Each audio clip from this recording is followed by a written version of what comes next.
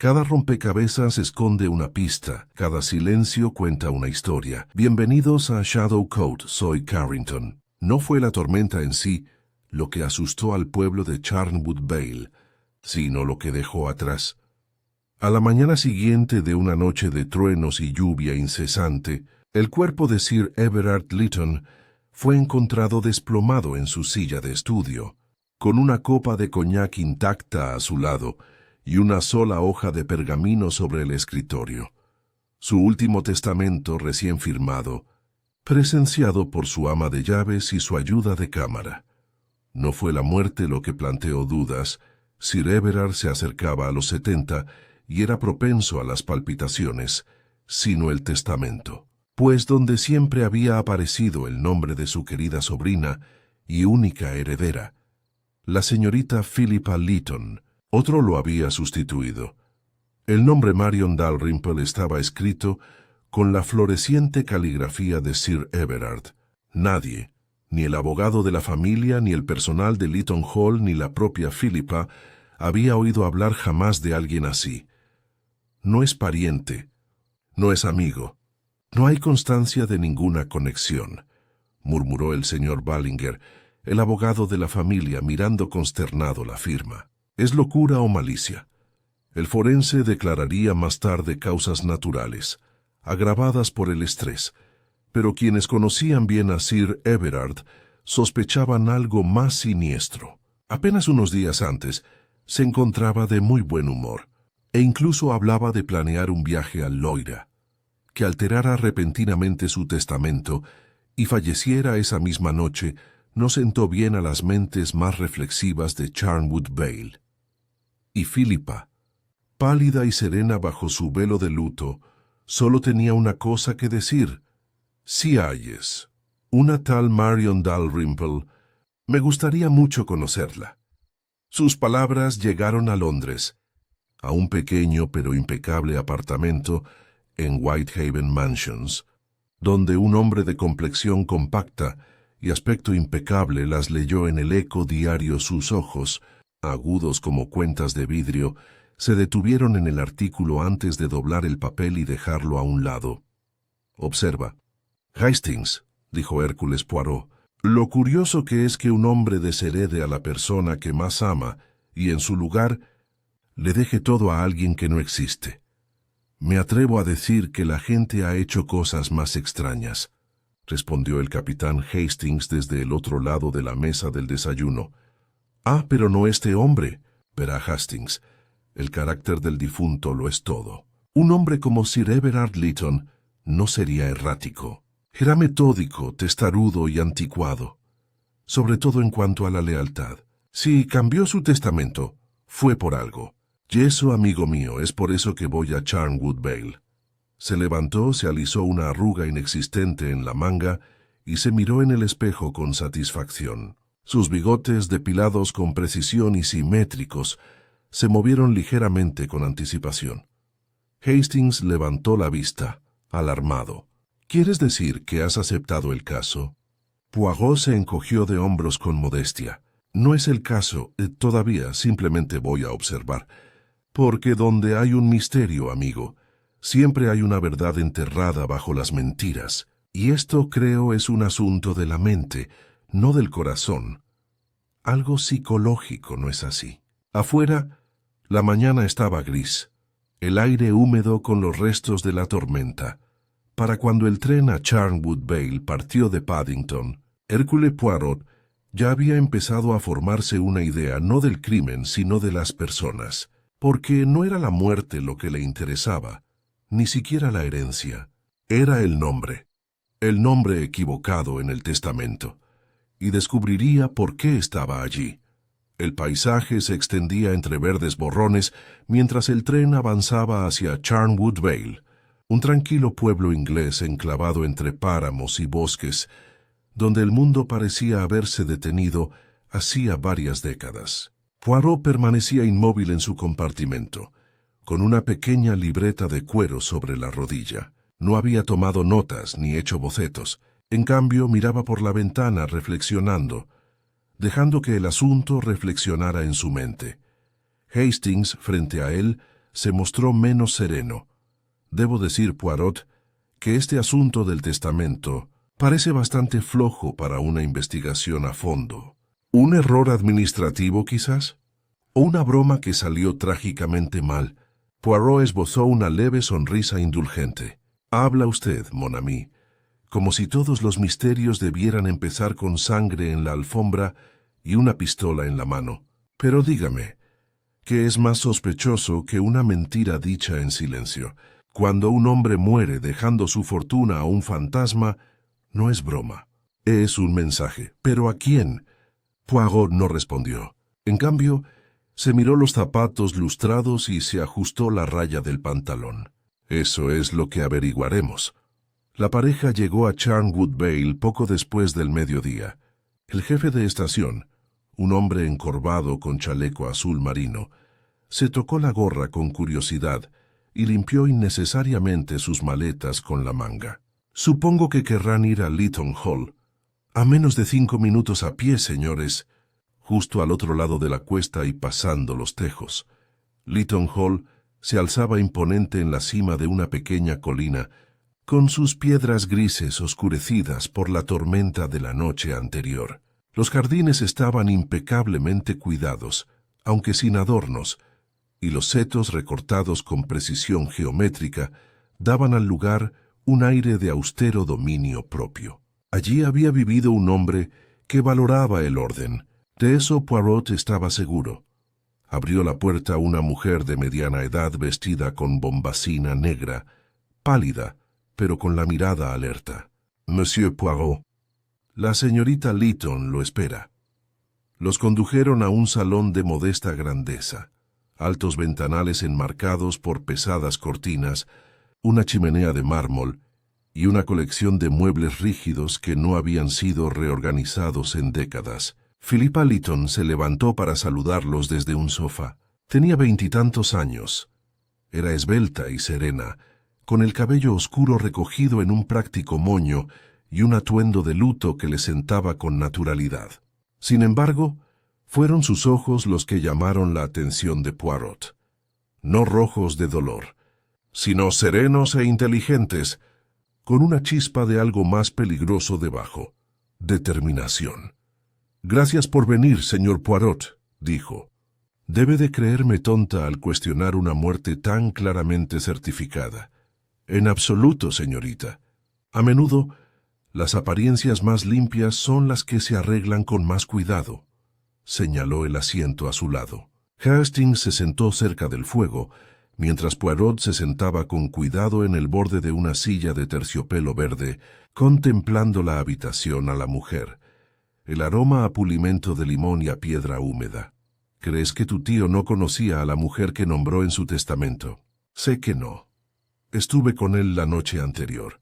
Hablamos de su patrimonio. Lo dejó muy claro, yo heredaría». Lo dijo sin el menor asomo de incertidumbre. «Y sin embargo», dijo Poirot en voz baja, «¿no mencionó ningún cambio? ¿Ninguna carta inusual, ninguna visita?» Philippa dudó. «Hubo una llamada, una extraña, unos 3 días antes de su muerte». Contesté. «Era una mujer. Pidió hablar con mi tío. Cuando pregunté quién llamaba, colgó. Se lo comenté y le restó importancia. Pero parecía preocupado. Muy interesante». Poirot juntó los dedos.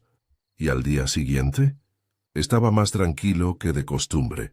Luego se encerró en el estudio casi todo el día. Esa noche volvió a la normalidad. O al menos eso parecía. Poirot se dio un golpecito con el dedo en la rodilla. «¿Dónde se encontró el testamento?» «En el cajón del escritorio, doblado, sin firmar. El señor Ballinger, el abogado, dijo que vio el testamento anterior la semana pasada y que aún me nombraba beneficiario, pero este nuevo está fechado la noche de su fallecimiento y firmado, debidamente atestiguado». «¿Por quién?» «La señora Fellows, la ama de llaves, y Reeves, el ayuda de cámara. Ambos siguen aquí». Poirot inclinó la cabeza. «Entonces debo hablar con ellos. Pero primero, mademoiselle, ¿le importa si examino el estudio?» «Para nada. Es exactamente como era. Me aseguré de ello». Recorrieron los pasillos en silencio, pasando junto a retratos ancestrales cuyos rostros severos observaban como jueces. El estudio era una habitación compacta al final del pasillo, forrada de libros y escasamente decorada. Un gran escritorio de roble se alzaba en el centro, flanqueado por 2 sillas de respaldo alto y una lámpara con pantalla de cristal verde. Sobre el escritorio un secante, un tintero de cristal y un abrecartas de latón. Poirot se movía lentamente, estudiando cada detalle. No tocó nada. En cambio, ladeó la cabeza y murmuró para sí mismo en francés. Hastings, con más audacia, abrió las ventanas. ¡Qué curioso! ¿Y cuál fue su impresión de Sir Everard esa noche? Tranquilo, dijo que había hecho una corrección y que necesitaba que la verificaran inmediatamente. ¿No te pareció extraño? No me pagan para encontrar cosas raras, señor. Touché, dijo Poirot asintiendo. ¿Y el señor Reeves? También presente. Creo que trajo el brandy. Sir Everard firmó el documento, nos pidió que fuéramos testigos y luego nos despidió. Gracias. Eso es todo por ahora. Cuando se fue, Hastings frunció el ceño. ¿Qué opina, Poirot? Creo, dijo el pequeño belga lentamente, que algo anda muy mal. Sir Everard pudo haber firmado el testamento, sí, pero si sabía a qué nombre estaba, eso es harina de otro costal. Hastings se inclinó hacia adelante. ¿Crees que alguien lo cambió? Poirot permaneció de pie con las manos tras la espalda y los ojos entrecerrados. No, amigo, creo que alguien jugó un juego muy ingenioso. Pero olvidó una cosa. ¿Qué es eso? Poirot se giró, con una leve sonrisa en las comisuras de los labios. Que Hércules Poirot vendría a Charnwood Vale. Volvió a mirar hacia la puerta del estudio y luego volvió a mirar a Philippa. Y ahora, mademoiselle, encontremos a esa Marion Dalrymple, si es que existe. La mañana siguiente amaneció fría y húmeda, con los restos de la tormenta, aún acechando en las nubes bajas que se cernían sobre Charnwood Vale. Hércules Poirot se levantó temprano, impecablemente vestido con un traje gris oscuro y zapatos lustrados, saboreando su café con precisión. Hastings, menos animado, se unió a él para desayunar en la modesta posada que habían alquilado durante la investigación. «Debo decir», dijo Hastings, mordiendo una tostada, «que este asunto del nombre misterioso se está volviendo cada vez más peculiar. Si Sir Everard no conocía a esa Marion Dalrymple, ¿quién la conocía?» Poirot removió lentamente su café. Esa, Hastings, es precisamente la pregunta correcta. Un nombre no surge de la nada. Incluso la falsedad debe tener un origen. Al salir de la posada y regresar a Leaton Hall, Poirot caminaba con paso pausado, con las manos entrelazadas a la espalda y la mirada recorriendo el pueblo. Charnwood Vale ya no era del todo indiferente a su presencia. Ya se veían miradas escudriñando tras las cortinas de encaje, y las cabezas se volvían discretamente hacia la ventana del panadero.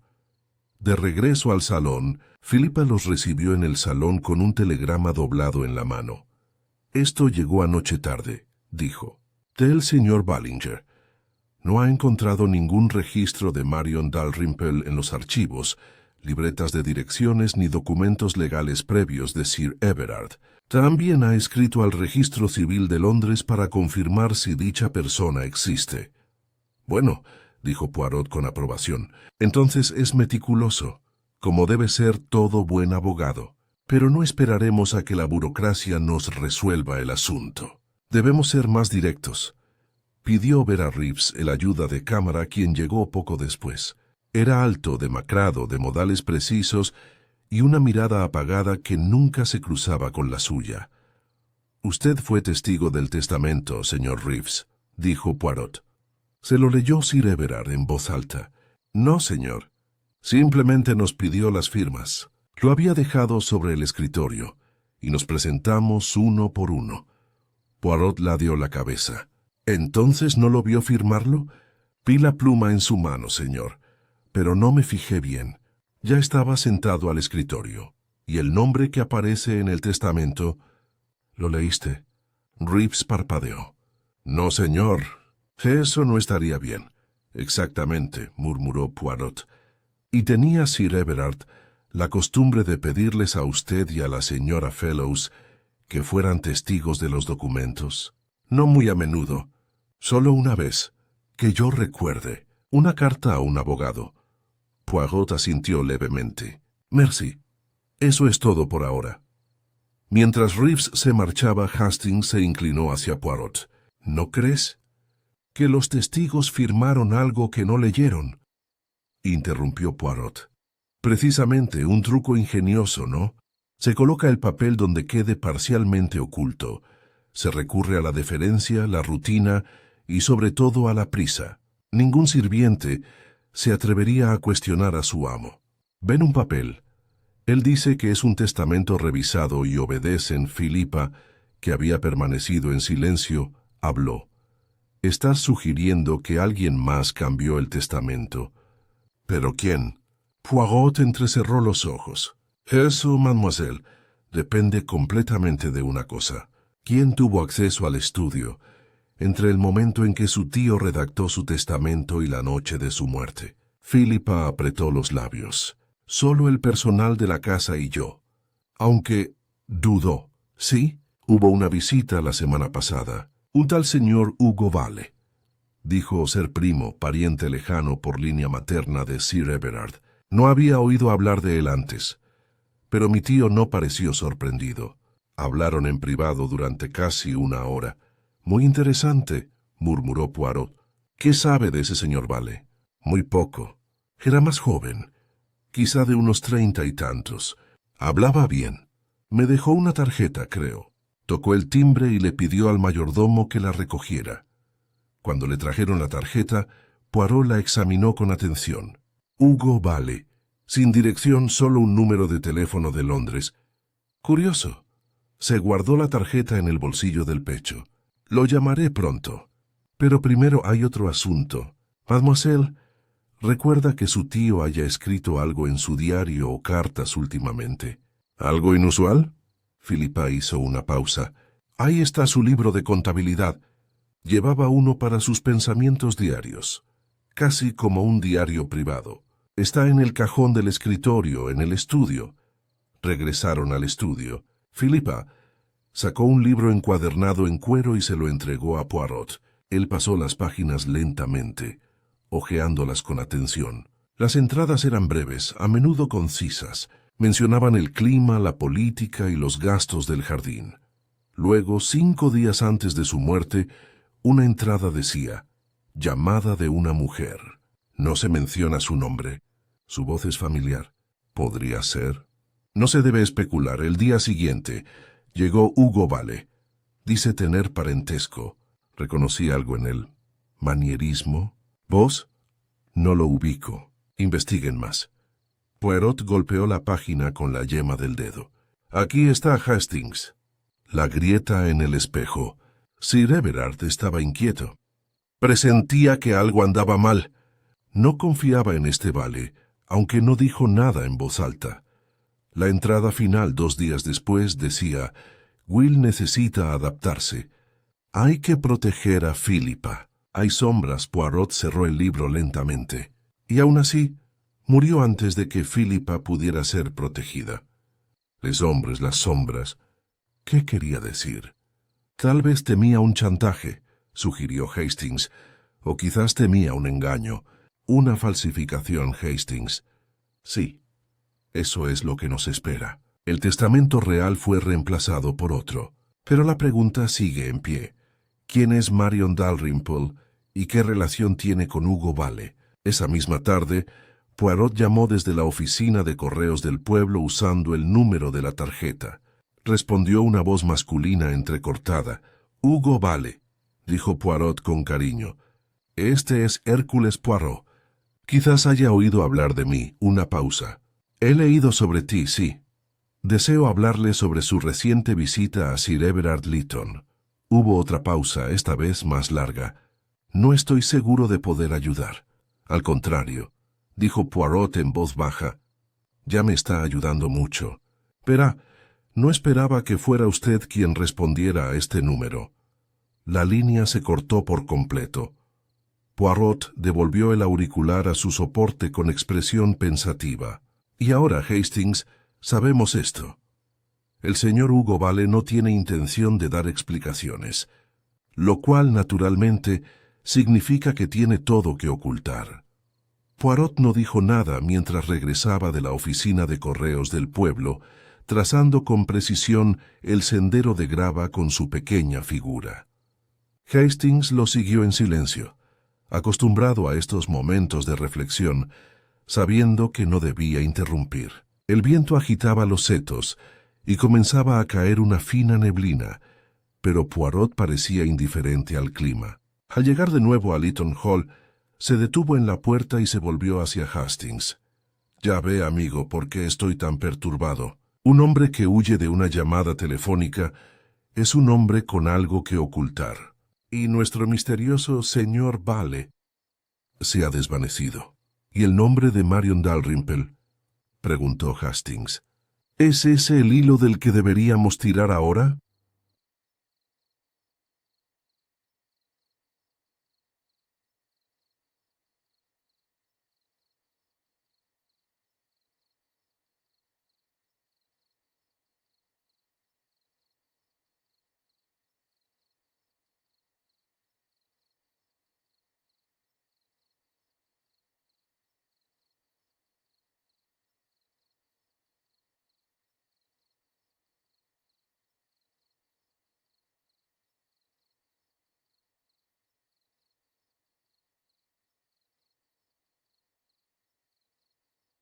«Así es», respondió Poirot asintiendo. «Pero creo que este hilo y el señor Vale están unidos en la misma tela. Aún no sabemos cómo, pero lo sabremos». Dentro del salón, Philippa los encontró de nuevo en el salón. Parecía más tensa que antes. La tensión en sus ojos era ahora inconfundible. «He recibido otra carta», dijo entregándole un sobre a Poirot. «Sin remitente. Llegó por correo esta mañana». Poirot lo abrió con cuidado. Dentro había una sola hoja de papel mecanografiada. Sin firmar, haría bien en dejar el asunto en paz. El testamento es inapelable. Los muertos no pueden hablar, y los vivos no deben indagar demasiado. Tiene todo que perder, señorita Lytton. Poirot lo leyó en voz alta, y luego se lo entregó a Hastings sin comentarios. «Esto sí que es una amenaza», dijo Hastings. «Deberíamos llamar a la policía». «No, todavía no», murmuró Poirot. «La carta no está firmada. No hay huellas dactilares, estoy seguro. Y no hay nada en ella que demuestre ninguna irregularidad. Solo pretende intimidar». La voz de Philippa era baja y firme. «¿Crees que es del señor Bayle?» Poirot no respondió directamente. «Es de alguien que cree que usted está demasiado cerca de la verdad. Alguien que teme ser descubierto». Caminó un momento y luego se volvió hacia ella. «Señorita, ¿hay algún amigo o socio de su tío, alguien de larga data, que pueda verificar si la familia conoce a este Vale?» «Solo hay una persona que podría saberlo», dijo Philippa. «La vieja amiga de mi tío, la señorita Emmeline Parkhurst. Vive al otro lado del pueblo. Ella y mi tío eran muy unidos de jóvenes, pero ahora rara vez sale de su casa». «Excelente», dijo Poirot. «Vamos a visitarla».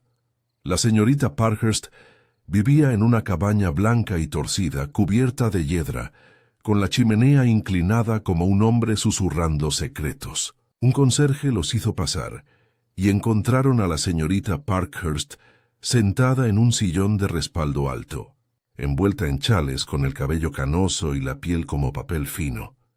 «Disculpen, caballeros», dijo con voz fina pero cortante. «Hace años que no recibo visitas». Philippa dio un paso al frente. «Señorita Parkhurst, le presento al señor Poirot. Está investigando el testamento de mi tío». «¿De verdad?» Le advertí a Everard hace años que no guardara secretos. Siempre demasiado orgulloso, demasiado reservado. «¿Qué es entonces? ¿Esa tontería sobre la mujer?» Poirot arqueó las cejas. «¿Así que ha oído hablar de Marion Dalrymple?» «¿Has oído hablar de ella? Marion Dalrymple no existe». Ese nombre es inventado. Everard me lo dijo él mismo una vez, hace años. Poirot se inclinó. Por favor, señora, continúe. La señorita Parkhurst miró rápidamente hacia la ventana. Fue hace décadas.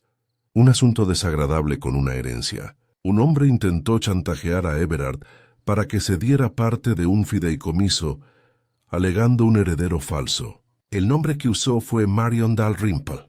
Lo recuerdo porque me pareció divertido, tan claramente inventado. Everard se rió de ello después, pero nunca lo olvidó. Lo hizo desconfiar más que nunca de los desconocidos. Hastings silbó. ¿Entonces este nombre es reciclado? Más bien, dijo Poirot en voz baja, de entre las sombras, tal como temía. Philippa parecía afligida. ¿Entonces alguien resucitó a un viejo estafador? O quizás, dijo Poirot, ha regresado la misma persona, con un nuevo disfraz. Dieron las gracias a la señorita Parkhurst y se marcharon. De regreso a la mansión, Poirot no dijo nada hasta que pasaron el estrecho arroyo cerca del bosque. Dijo algo interesante. Hastings, un hombre intentó chantajear a Everard. ¿Crees que es el mismo hombre? Creo que debemos ser cautelosos. La gente no cambia de naturaleza tan fácilmente. Si la misma mentalidad está presente, estamos ante alguien inteligente, paciente y vengativo. De vuelta en la sala, Poirot solicitó una vez más examinar el escritorio de Sir Everard, esta vez con guantes. Hastings lo ayudó. Con cuidado, Poirot abrió cada cajón y examinó la parte inferior. «Ahí tienes», dijo por fin, señalando una leve mancha en el cajón inferior. Abrió su lupa de bolsillo y la olió con delicadeza. Tinta, débil. Quizás derramada recientemente, quizá usada para ocultar algo. Hizo palanca con cuidado a lo largo del panel trasero hasta que se desprendió un segmento delgado y falso. Detrás había una hoja doblada de papel amarillento. «Voilà», dijo Poirot en voz baja. Era una carta sin firmar, escrita con letra temblorosa. La tinta se había desvanecido con el tiempo, pero el contenido era inconfundible. Quien encuentre esto sepa que el nombre es falso. Marion Dalrymple es una ficción, creada una vez para engañar y amenazar. Si vuelve a aparecer, significa que la misma mano ha regresado. Tenga cuidado y confíe solo en lo que pueda ver con claridad. «Él, una advertencia», dijo Hastings, «del mismísimo Sir Everard. En efecto, y ahora debemos encontrar la verdadera identidad de quien se esconde tras ese nombre. Alguien que supo de este engaño hace mucho tiempo y que creyó que estaba enterrado para siempre». Poirot dobló la carta y se la guardó en el abrigo. «Veamos si el registro de Londres ha respondido. Tengo el presentimiento de que el nombre de Marion Dalrymple no dará nada, o lo dará todo». Y mientras las primeras gotas de la lluvia vespertina volvían a caer sobre el campo, los ojos de Poirot brillaron, no con satisfacción, sino con serena resolución. Las sombras empezaban a moverse, y él estaba preparado para recibirlas. La respuesta del registro de Londres llegó por mensajería poco después del mediodía. El sobre era grueso, oficial, y estaba sellado de una manera que sugería minuciosidad burocrática. Philippa se lo entregó a Poirot en el salón, sin intentar ocultar su expresión de ansiedad. Poirot lo aceptó con una pequeña reverencia, y luego lo abrió con su abrecartas. Hastings se inclinó mientras Poirot desdoblaba la hoja mecanografiada. Había dos frases sencillas, perfectamente alineadas. No existe registro de nacimiento, matrimonio ni defunción con el nombre de Marion Dalrymple en el índice nacional entre los años 1850 y 1940. Dicha persona no aparece en los registros fiscales ni en la documentación del censo. El nombre no está registrado. Hastings silbó suavemente. Así que ya está. No existe. Nunca ha existido. Poirot asintió lentamente. Lo cual nos dice dos cosas, amigo. Primero, que la mujer es una invención. Segundo, alguien se esforzó mucho para que pareciera lo suficientemente real como para aparecer en un documento legal. Eso requiere previsión y acceso. Se volvió hacia Filipa. ¿Puedo molestarla una vez más, mademoiselle? El señor Vale, durante su visita, estuvo algún tiempo a solas en esta casa, en particular en el estudio de su tío o cerca de él. Frunció el ceño al recordar. Sí, creo que sí. Llegó mientras yo estaba cabalgando. Para cuando regresé, Reeves ya lo había acompañado al estudio. Estaban hablando cuando entré. La expresión de Poirot se ensombreció. Así que hubo una oportunidad. Bien. No perseguimos fantasmas sin una o dos huellas. Se levantó y se acercó a la ventana. El campo aún estaba empapado. Los campos azotados por la lluvia. Debemos saber más sobre este Hugo Vale. No dejó dirección ni antecedentes. Un hombre inteligente, sí, pero incluso los hombres inteligentes necesitan raíces. Se dio la vuelta. Tenemos que ir a Londres. ¿Conozco a alguien? Un archivista del Museo Británico. Me ayudó una vez a descubrir identidades forjadas en la arena. Partieron esa tarde. El viaje a Londres transcurrió en silencio, y Poirot volvió a refugiarse en el mundo de la reflexión. Hastings lo observaba por encima del periódico, notando los sutiles tics. Poirot puliendo sus gemelos, alisándose la solapa, mirando su reloj cada 20 minutos. Las señales le eran familiares. Las neuronas de Poirot zumbaban a toda velocidad. Llegaron al Museo Británico bajo un cielo sombrío, y Poirot condujo a Hastings por sus silenciosos pasillos hasta llegar al departamento de archivos privados. Dentro, un hombre con gafas, cabello fino y dedos ágiles recibió a Poirot como a un viejo amigo. «Ah, señor Poirot, ¿sigue persiguiendo fantasmas?»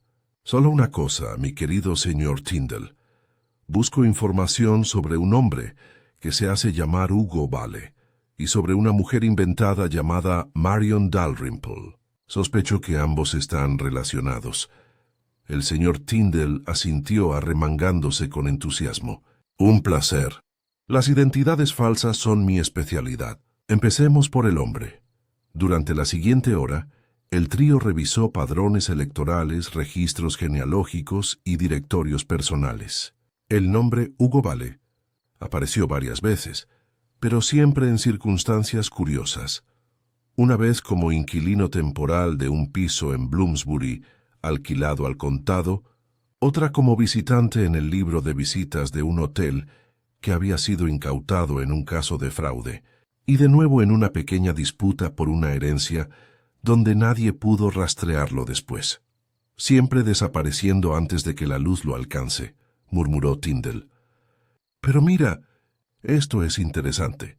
Sacó una carpeta de un estante y hojeó las páginas.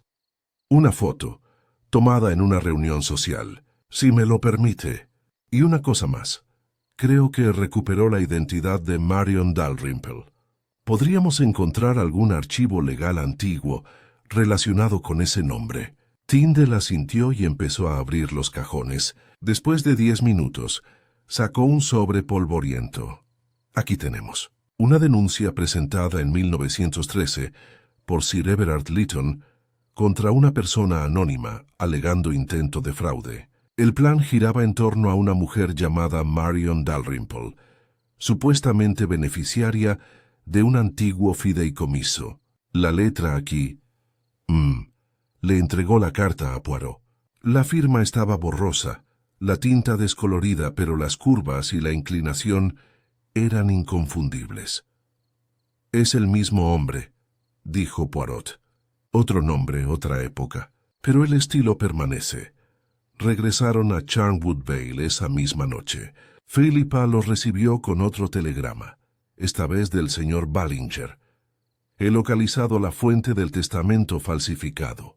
Papelería en Paddington. La factura coincide con la compra realizada a nombre de Sir Rathnor. El rostro de Poirot permaneció impasible, pero sus ojos brillaron con un fuego silencioso. Está confirmado. El hombre que ahora se hace llamar Hugo Vale fue Charles Rathnor, el mismo estafador que intentó este juego hace 20 años. Fracasó entonces. No tendrá éxito ahora. Se volvió hacia Hastings, Mañana nos enfrentamos a la casa. ¿Enfrentarlo? Sí, dijo Poirot. Es hora de remover el nido. La araña observa desde su telaraña, esperando a ver quién se acerca demasiado. Démosle una razón para que se muestre. La mañana siguiente amaneció nítida y despejada, disipada por un sol implacable. Lytton Hall parecía más brillante bajo su luz, aunque la atmósfera en el interior permanecía tensa, con una tensión tácita. Poirot llegó justo después de las 10, puntual, con los zapatos impecables y los guantes cuidadosamente doblados en una mano. Hastings caminaba a su lado, con la carpeta de documentos que habían reunido en Londres. Philippa los recibió en la entrada, con el rostro demacrado, pero sereno. Me he tomado la libertad de organizar la presencia de la señora Fellows, Reeves y el abogado. El señor Ballinger. Dijeron que deseaban que toda la familia estuviera reunida esta mañana. Así es, dijo Poirot inclinando la cabeza. Siempre es mejor buscar la verdad bajo el mismo techo donde comenzaron las mentiras. Se reunieron en el salón, ligeramente reorganizado a petición de Poirot. Los sillones estaban colocados en semicírculo, las cortinas corridas para evitar distracciones y la chimenea apagada. La señora Fellows permanecía sentada rígida, con las manos apretadas sobre el regazo. Reeves permanecía de pie cerca de la puerta, impasible. El señor Ballinger, canoso y jugueteando con sus gafas, parecía perplejo pero curioso. Poirot permaneció de pie. Se giró una vez en el centro de la sala, como si contemplara un escenario. «Señoras y señores», empezó, «quizás se pregunten por qué los he convocado esta mañana. Permítanme tranquilizarlos. No es para acusar a nadie en esta sala. Al menos todavía no». Reeves se estremeció casi imperceptiblemente. Poirot continuó. «Estamos aquí porque el nombre de Marion Dalrymple ha reaparecido, como un fantasma que emerge de la niebla. No es un nombre que Sir Everard Lytton conociera. No es el nombre de una mujer real. Es una ficción, inventada hace más de 2 décadas en un intento fallido de defraudar a su antiguo amo. Y ahora revivida». Ballinger se inclinó hacia adelante. «¿Estás diciendo que el Nuevo Testamento fue falsificado?», terminó Poirot con suavidad. «Sí, Sir Everard nunca tuvo la intención de dejar sus bienes a una tal Marion Dalrymple. El testamento auténtico, que nombraba a la señorita Philippa Lytton, fue reemplazado. Se hizo con falsos pretextos. El hombre detrás de esta conspiración no es desconocido. Simplemente se ha cambiado de chaqueta». Hizo un gesto hacia Hastings, quien abrió la carpeta y distribuyó copias de la fotografía y la antigua denuncia de fraude a Ballinger y los sirvientes. «Quizás reconozcan a este hombre», dijo Poirot. «Llegó aquí hace poco con el nombre de Hugo Vale, pero su verdadera identidad es Charles Radnor, un estafador con antecedentes. Nunca tuvo parentesco con Sir Everard. Vino para ganarse la confianza y sobre todo para acceder. Una vez dentro del estudio, cambió el documento. El testamento falsificado fue firmado bajo falsas credenciales. Sir Everard, según todos los indicios, ya mostraba signos de estrés y confusión, pero no se trataba de un delito oportunista, sino de un crimen calculado. Ballinger parecía atónito. ¿Pero por qué revivir el nombre del plan anterior? Seguro que eso implicaba riesgo de exposición, porque era conveniente, dijo Poirot. Radnor creía que nadie lo recordaría, y si el corazón de Sir Everard hubiera fallado sin sospecha, de hecho casi lo hizo, podría haberlo logrado, pero había un fallo. Poirot se acercó al escritorio, sacó una carta doblada de su abrigo y la abrió. Sir Everard, aunque cauteloso y reservado, no era ciego.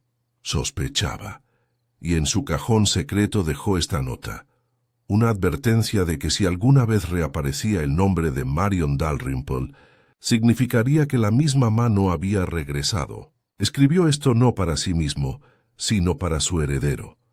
Le entregó la carta a Ballinger, quien la leyó con visible inquietud. «Esto es extraordinario, sí, y más que eso. prueba de intención. El nombre en el testamento pretendía confundir a la ley y asustar a los vivos. Pero no nos dejan engañar tan fácilmente. Poirot se volvió hacia los sirvientes. Señora Fellows, Reeves, no los acuso de nada, pero su testimonio será crucial. ¿Vieron el papel que firmó su amo? ¿Lo leyeron alguno de ustedes? La señora Fellows pareció sorprendida y luego avergonzada. No, señor. Confiamos en lo que dijo. Exactamente, el engaño se basó en esa confianza. Pero ahora debemos hacernos la pregunta final. ¿Dónde está Radnor? Philippa, que había permanecido en silencio todo el tiempo, habló ahora con tranquila seguridad. No ha salido del pueblo. Estoy segura, Poirot asintió. Y no creo que fuera su intención.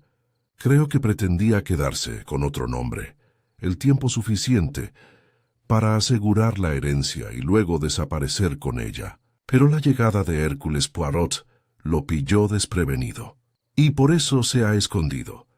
En ese momento alguien llamó a la puerta principal. Reeves salió a abrir y regresó con el agente y un hombre pequeño, de cara redonda y vestido de civil. Poirot se giró para saludarlos. «Ah, inspector Godley. Gracias por venir. Creo que el hombre que busca se aloja bajo el nombre de Paul Denner en el Green Man Inn. Alquiló la habitación hace 2 días. Es un hombre tranquilo y de buena palabra, pero si compara su rostro con la fotografía que tiene en la mano, verá que son la misma persona».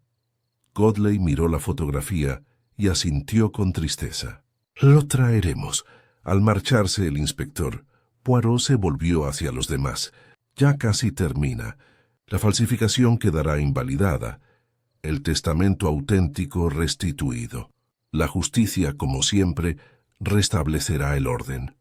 Philippa se acercó a él después de que la habitación se vaciara. «¿Cómo sabías que no había huido ya?» Poirot sonrió amablemente. «Porque, mademoiselle, los hombres como Radnor siempre se sobreestiman. Creyó ser lo suficientemente inteligente como para reescribir el pasado, pero no contó con la memoria de Sir Everard, ni con su mente meticulosa. Ese fue su error». Ella lo miró con ojos brillantes de gratitud. «Gracias.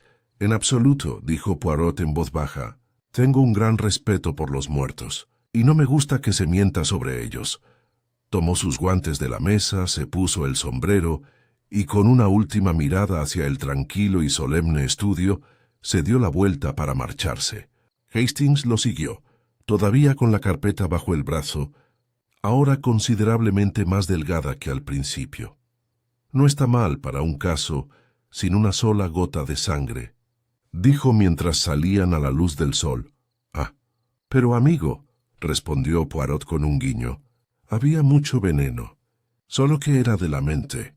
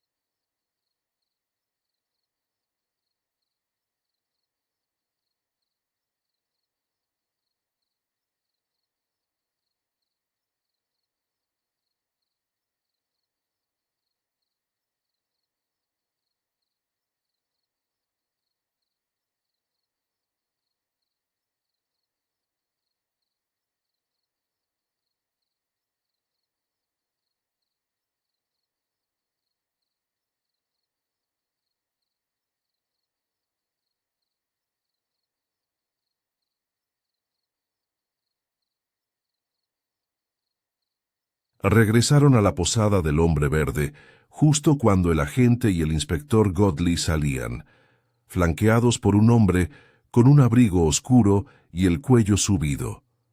Su rostro estaba pálido, la boca tensa en una aparente calma, pero sus ojos, rápidos o oscuros, saltando de la sombra a la luz, delataban una mente que trabajaba furiosamente tras una fachada desmoronada. Poirot dio un paso al frente y se quitó el sombrero con educada formalidad. «Señor Radnor, o debería decir, señor Vale, o quizás prefiere a Paul Denner esta semana». Radnor no dijo nada. Se limitó a mirar a Poirot con una leve sonrisa, una mueca en la comisura de los labios que sugería más desafío que miedo. «No tienes pruebas», dijo en voz baja, «y si no las hay, no hay delito». Poirot suspiró casi con compasión. «Ah, pero no. Se equivoca sobre la naturaleza de la prueba, amigo mío. No siempre es la prueba irrefutable, ni la daga ensangrentada. A veces es una serie de pequeños hechos, tan precisamente ordenados, tan delicadamente alineados, que forman una imagen innegable». El inspector asintió. «Lo retendrán por sospecha de fraude y falsificación. Hemos contactado con Scotland Yard. Parece que lo han estado buscando en relación con otros 2 fraudes sucesorios». Radnor rió entre dientes, en voz baja y con amargura. «¿Y cuánto tiempo cree que me tendrán, inspector? Necesitará mucho más que unos papeles y una corazonada». Poirot arqueó una ceja. «No es una corazonada, señor. Un nombre. El nombre Marion Dalrymple. No es casualidad, es su firma, escrita con mentiras. La usó una vez. Creyó que la había olvidado. Pero hasta el polvo conserva la memoria». Radnor no dijo nada más. El alguacil se lo llevó, y el eco de la pesada puerta de la posada, cerrándose tras ellos, marcó el final de algo. No solo un plan, sino un capítulo. De vuelta en Leaton Hall, el ambiente había cambiado. Donde antes la tensión flotaba en los pasillos, ahora reinaba la quietud, y no exactamente la paz, sino la claridad que sigue a una tormenta.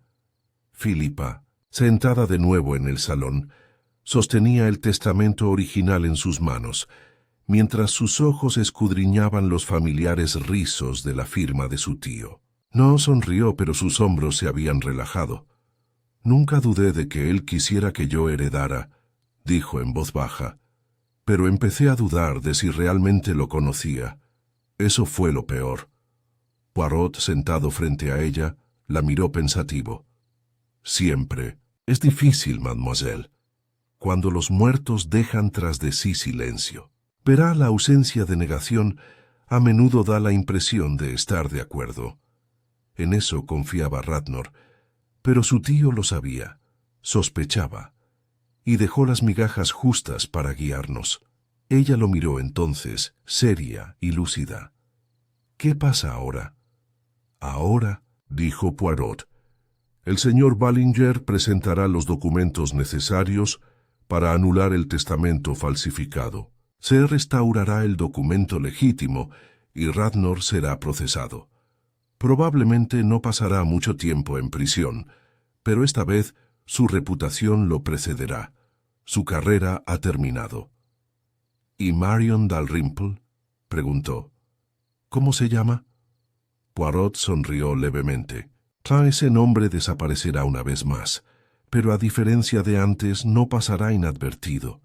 Se convertirá en una señal de alerta, un nombre que al volver a pronunciarse despertará escrutinio, no compasión».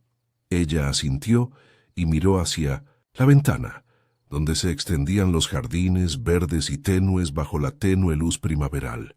Todo se siente extrañamente tranquilo ahora, como si todo volviera a estar donde debería estar. Poirot se puso de pie, ajustándose los puños. «Orden, mademoiselle, eso es lo que busco. No venganza, ni siquiera la verdad, sino equilibrio. El mundo no suele ser justo, pero cuando uno puede inclinar la balanza, aunque sea un poco, hay que hacerlo». Hastings, que había permanecido junto a la chimenea durante gran parte del incidente, finalmente habló. «Todavía me sorprende la poca evidencia real que había. Ni sangre, ni armas, ni testigos. ¿Solo qué? ¿Un nombre? ¿Un trozo de papel?» «Un nombre», repitió Poirot asintiendo. «Pero los nombres no carecen de significado, Hastings. Son vehículos. En ellos llevamos poder, miedo y memoria. Radnor lo entendía, pero lo que no entendía era que yo también presto atención cuando un nombre aparece 2 veces cuando debería aparecer solo una. Se dirigió a la puerta, se detuvo y miró hacia atrás. «Ven, mon ami, no hay nada más para nosotros aquí». Salieron a la brillante tarde. El aroma a hierba mojada aún flotaba en el aire, pero ya no cargaba con el peso de la sospecha. El salón, a sus espaldas, estaba tranquilo, digno de nuevo. Mientras caminaban por el sendero que conducía al pueblo, Hastings soltó una breve carcajada. «¿Sabe, Poirot? Hay algo casi poético en ello. Intentó robar una vida con una mentira y fue la verdad, pequeña, silenciosa, medio olvidada, la que lo destruyó». Poirot se encogió levemente de hombros, ajustándose el ala del sombrero. «Sí, Hastings, y por eso siempre digo, lo que importa son los detalles. La mancha de tinta en un cajón, la llamada que nunca fue devuelta, la voz que alguien casi reconoció, pero no del todo, una cadena de polvo y susurros, formando algo de lo que nadie puede escapar».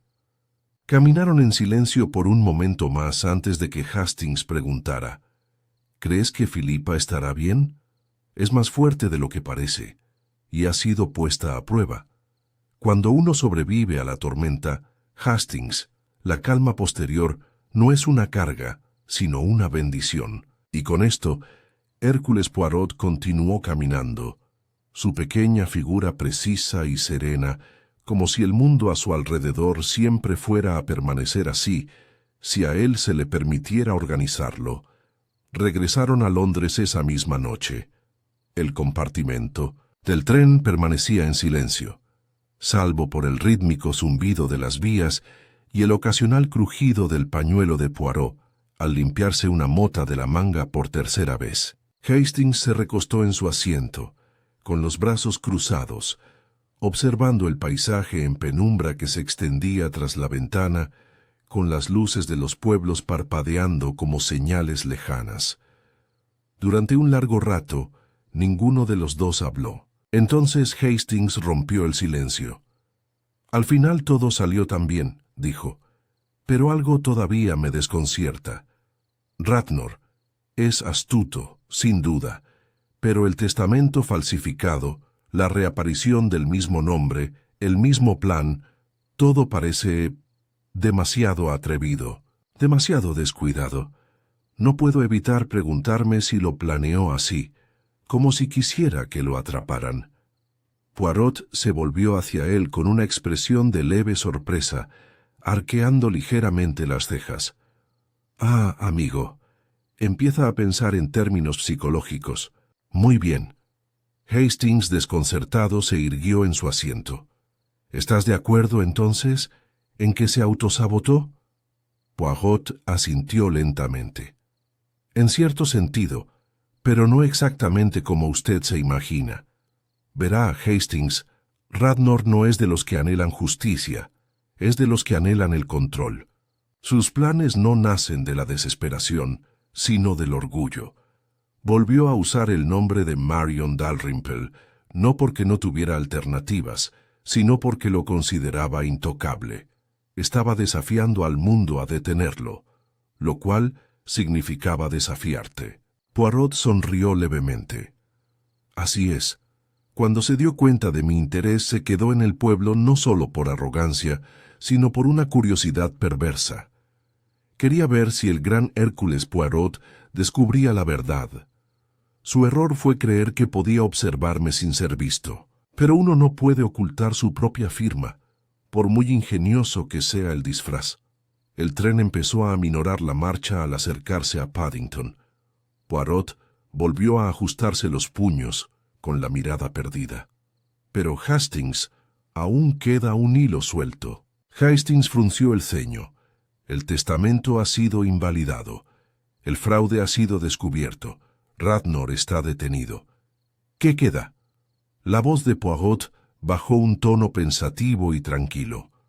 «¿Por qué ahora?». «¿Qué quieres decir?». Poirot Se quedó de pie mientras el tren se detenía. ¿Por qué volver al mismo plan en este preciso momento? ¿Por qué no hace 10 años? ¿Por qué no esperar otros 5? Hay una razón, Hastings, y no reside en la mente de Radnor, sino en la vida de Sir Everard Lytton. Algo en los últimos meses o semanas lo hizo vulnerable. Sabemos que recibió una llamada extraña. Se volvió reservado, revisó su testamento y luego murió. Bajaron del tren, invadidos por el bullicio de la ciudad. Hastings siguió el paso de Poirot, intentando alcanzarlo mentalmente. ¿Crees que hay algo más detrás de la muerte de Sir Everard? Creo que merece una segunda mirada. A la mañana siguiente, Poirot hizo los arreglos con discreta eficiencia.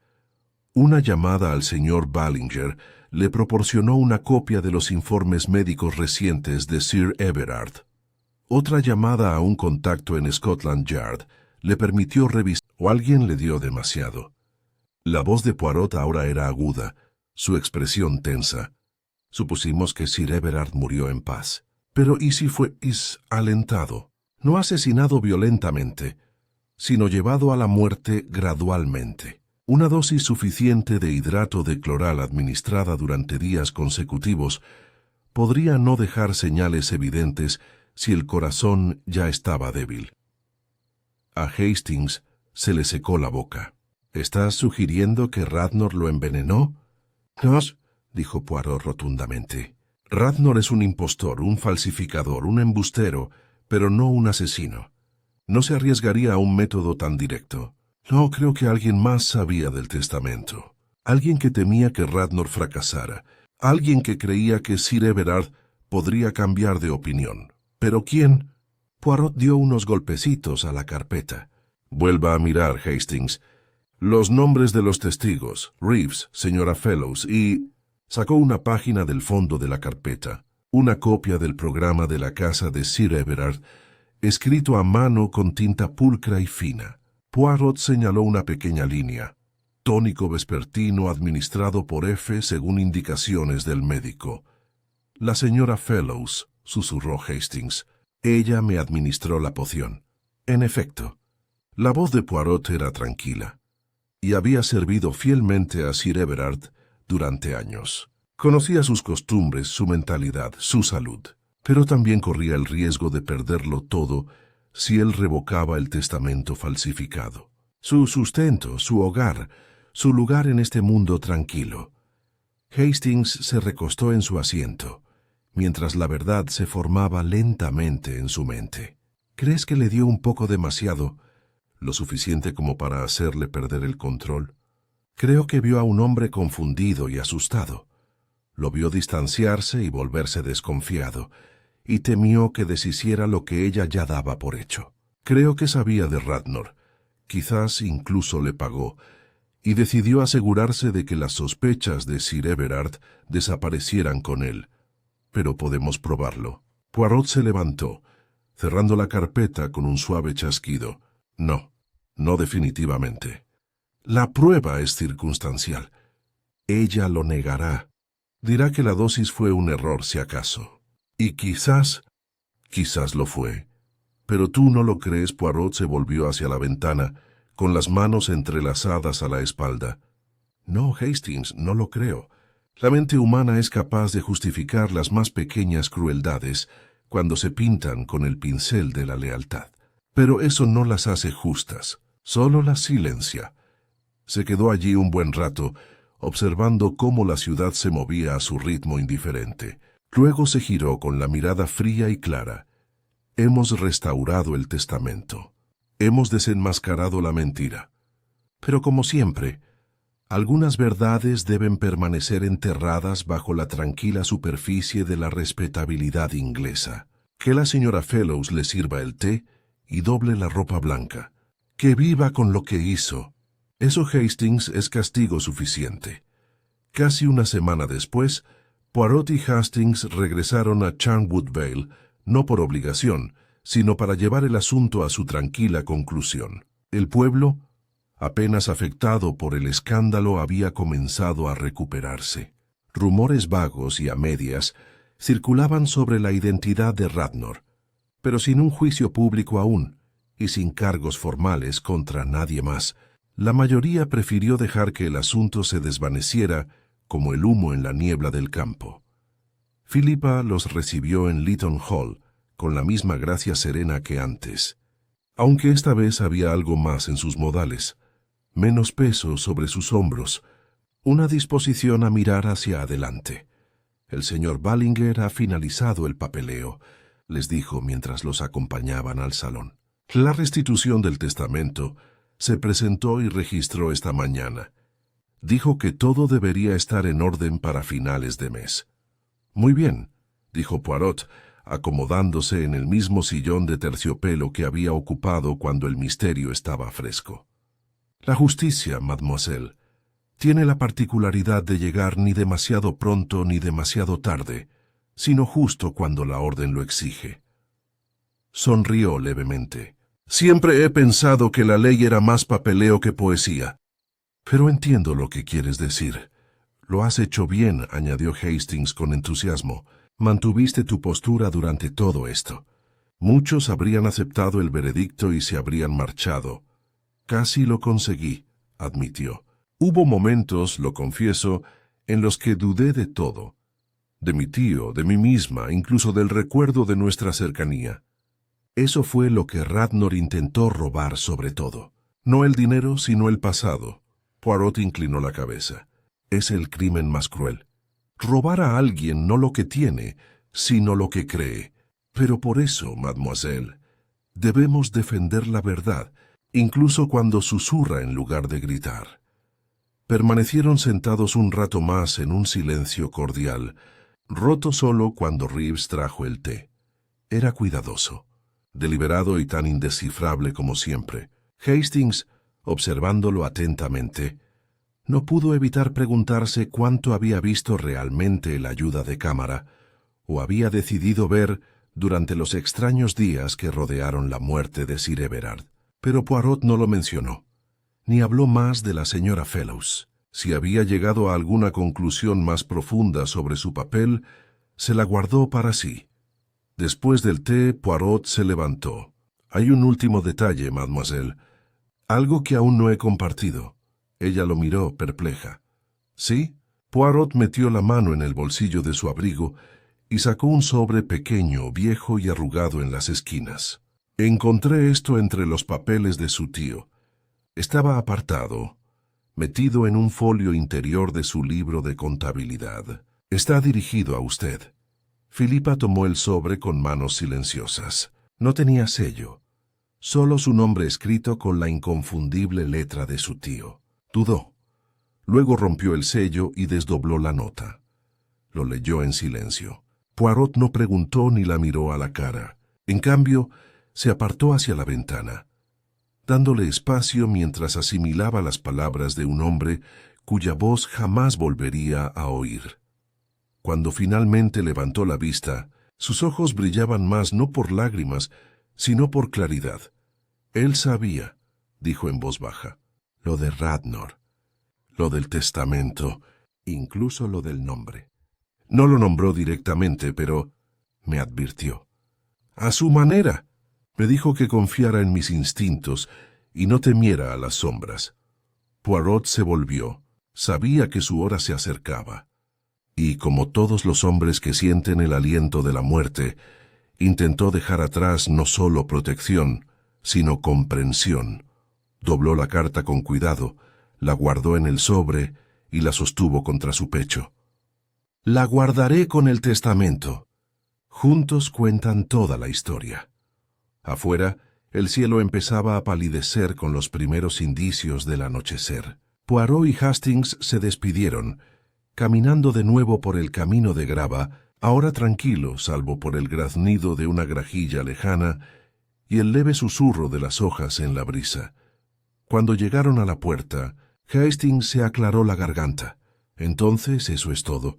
Para este asunto, sí, dijo Poirot. Aunque un misterio nunca se resuelve del todo, mon ami, siempre hay ecos. Verá, incluso cuando el caso se resuelve, deja huellas, cambios sutiles en quienes lo tocaron. ¿Te refieres a Philippa? Seguirá adelante, dijo Poirot. Es capaz. Pero llevará esto consigo, una mayor agudeza en su confianza, una mayor fortaleza en la soledad. Ha sido puesta a prueba por el engaño y ha salido indemne. ¿Y la señora Fellows? Poirot no respondió de inmediato. Su paso se ralentizó al llegar a la valla de piedra que delimitaba la mansión. Miró hacia atrás una vez, hacia la mansión ahora iluminada por una luz dorada. Se quedará, dijo al fin, silenciosa, cumpliendo con su deber, cargando con una carga que ella misma se ha impuesto. Y eso, Hastings, es una cadena perpetua que ningún tribunal ha impuesto. Siguieron caminando, el pueblo en silencio a su alrededor, la historia completa en su estructura, pero no olvidada. Al pasar junto al viejo cementerio, Hastings miró a Poirot. Nunca dijiste qué te alertó primero. ¿Qué te hizo sospechar realmente del testamento? Poirot sonrió no con suficiencia, sino con silenciosa satisfacción. Ah, eso es sencillo. La tinta. Hastings parpadeó. ¿La tinta? Sí. Sir Everard siempre usaba pluma estilográfica, pero el testamento falsificado fue escrito con una letra que imitaba la suya, pero con bolígrafo. Fue sutil. La mayoría no lo habría notado. Pero yo... Se dio un ligero golpecito en la frente. Observo los detalles, Hastings. Las pequeñas células grises nunca descansan. Hastings rió entre dientes. Y así una vez más, el detalle más insignificante delató el juego. Como suele ocurrir. Caminaron en silencio, dos viejos compañeros avanzando en la quietud del atardecer, con el misterio convertido en recuerdo, y su resolución flotando suavemente en el aire tras ellos. Y al doblar la esquina hacia el camino del pueblo, Poirot exhaló un pequeño suspiro, no de cansancio, sino de orden restaurado. Ven, amigo, vamos a buscar la cena. Resolver los enigmas del alma humana es un trabajo que te da hambre. Al día siguiente llegó una carta inesperada. Llegó a Whitehaven Mansions a media mañana, entregado por un mensajero especial. Poirot, ya enfrascado en su ritual habitual de cortarse un hilo del puño con delicada precisión, lo aceptó con un murmullo de interés. El sobre no tenía remitente, pero el sello le resultaba familiar. Lytton Hall. Lo abrió con cuidado. Dentro había una hoja de papel grueso, perfectamente doblada. La letra de Philippa era inconfundible, limpia, pulcra, un poco angulosa, igual que la de la propia mujer. Hastings levantó la vista del periódico mientras Poirot leía. «Nos escribe», dijo Poirot en voz baja, «Estimado señor Poirot, me encuentro en una casa que ya no susurra engaños. Las sombras se han desvanecido, y sin embargo en su ausencia he cobrado mayor conciencia del silencio que han dejado atrás. Los asuntos de mi tío están ahora en orden, la propiedad asegurada y el nombre de Marion Dalrymple, desterrado una vez más al polvo. Pero esto me ha cambiado. Ya no veo la casa como mi hogar, sino como un capítulo cerrado. He decidido dejar Lytton Hall y empezar de nuevo, en un lugar nuevo, un lugar sin ecos de nombres falsos ni testamentos falsos. Se ha aceptado un puesto en el norte, gestionando los asuntos de una organización benéfica que mi tío apoyó en su día. Creo que lo aprobaría. Por favor, acepte mi más sincero agradecimiento, no solo por su habilidad, sino también por su fe. Al final, fue su seguridad la que me dio seguridad cuando no podía confiar ni siquiera en mi propia memoria. Con respeto y gratitud, Philippa Lytton Hastings dejó la carta con un suspiro silencioso. «¿De verdad que se va?», Poirot asintió. «Es prudente. La casa evoca demasiadas ideas, demasiados rincones cargados de lo que pudo haber sido. Un nuevo lugar le da una nueva forma al alma. Verá, amigo, la resolución de un crimen no siempre restaura la vida que interrumpió. A veces, lo que se restaura no es el pasado, sino el futuro». Se quedaron sentados en silencio un momento. El piso, con su orden inmaculado y la cálida luz de la mañana, era un mundo aparte de Charnwood Vale, y sin embargo, Ese último hilo tiraba suavemente, inacabado. No dicho, Poirot se levantó bruscamente, se dirigió a su escritorio y sacó la carpeta que había recopilado durante la investigación. Hojeó su contenido. Las identidades falsas de Radnor, el testamento falsificado, la vieja carta con la advertencia de Sir Everard, hasta llegar de nuevo a las declaraciones de los testigos. «¿Qué pasa?», preguntó Hastings observándolo. Poirot levantó la página donde la señora Fellows había firmado. «Hay algo que ha permanecido en mi mente, un detalle casi olvidado». Buscó la muestra original de la firma de Sir Everard en sus documentos bancarios y la comparó con la del testamento falsificado. Entrecerró los ojos y luego buscó una lupa. Era el tercer detalle, bajo el nombre apenas perceptible. Poirot inhaló lentamente. «Ah, ahora lo entiendo». Le entregó los dos documentos a Hastings. «¿Notas la diferencia?». Hastings frunció el ceño y luego entrecerró los ojos. «Son casi idénticos». «Casi sí. Pero la floritura aquí en el testamento falsificado está copiada demasiado bien. La mano de un hombre puede titubear un poco día tras día, pero esta firma es una imitación, no una repetición natural. Es demasiado perfecta. ¿Pero Radnor no lo escribió?». «No, esa es la clave. Radnor era astuto, pero no era un falsificador de caligrafía. Esto», Poirot golpeó la página, «fue calcado. Y sin embargo la tinta es suave. Sugiere que el falsificador tenía suficiente práctica para igualar la presión y el trazo. Alguien que tenía acceso a la escritura de Sir Everard. Alguien que lo veía firmar con regularidad. ¿Quién sería?». Hastings palideció. «Reeves, exactamente. El ayuda de cámara lo despedimos con demasiada facilidad. Pero piensen, ¿quién puso el papel sobre el escritorio? ¿Quién sirvió el brandy? ¿Quién estaba detrás de Sir Everard en el preciso momento en que llamaron a los testigos?» Reeves lo vio todo, cada detalle. Él conocía la forma de la firma de Sir Everard mejor que nadie, y, añadió Poirot con gravedad, tenía motivos. Más de los que vimos al principio. Sacó otra hoja del expediente. El resumen del patrimonio de Sir Everard. «Mire, a Reeves le dejaron una modesta renta vitalicia en el Antiguo Testamento. Suficiente para su bienestar. Pero en el Nuevo Testamento, el falsificado no le prometieron nada. ¿Y si lo descubría? ¿Y si falsificó el documento no para ayudar a Radnor, sino para asegurar la muerte de Sir Everard antes de que pudiera cambiar de opinión? Pero él corría el riesgo de perder con ese testamento falso», dijo Hastings, «a menos que tuviera un acuerdo aparte con Radnor, una promesa tácita, una participación en negro, quizás incluso un chantaje». Poirot se detuvo de repente. Sus ojos se iluminaron con una revelación. Se giró y se dirigió rápidamente a su teléfono. «Operador Whitehall 9320. Sí, inspector Godley, por favor». Hastings se quedó mirando mientras Poirot murmuraba rápidamente: «Estimado señor Poirot, para cuando esto te llegue, me habré ido por completo de Charnwood Vale. El salón ha sido puesto en fideicomiso a una sociedad local de conservación.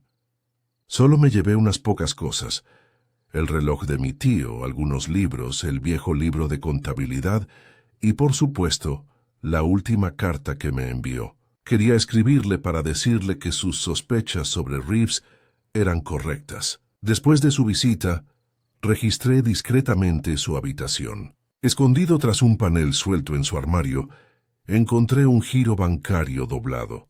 El banco emisor era extranjero y el beneficiario figuraba solo con las iniciales.